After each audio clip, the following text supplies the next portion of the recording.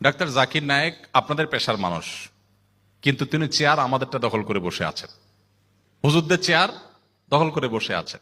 পৃথিবীতে লক্ষ লক্ষ আলেম দ্বারা ইসলাম প্রচারের সেই কাজ হয় নাই একজন চিকিৎসক জাকির নায়েক দ্বারা যে কাজ হয়েছে। আমি আমার এক বন্ধু চক্ষু স্পেশালিস্ট, বিসিএস ডাক্তার ছিলেন, সরকারি চাকরি ছেড়ে দিয়ে নিজে এখন প্র্যাকটিস করেন।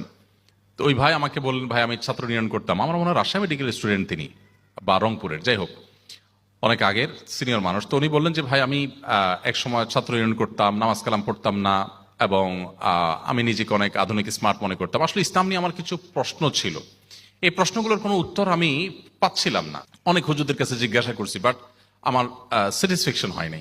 তো একদিন টিভি স্ক্রল করতে করতে দেখলাম যে একটা লোক হ্যাংলা পাতলা কোট টাই পরা, আবার দেখি মাথায় টুপি, একটু পিকুলিয়ার লাগলো, অদ্ভুত দেখে আমি একটু শুনলাম, শুনতে শুনতে নাম উঠছে ডাক্তার জাকির নায়েক। দেখলাম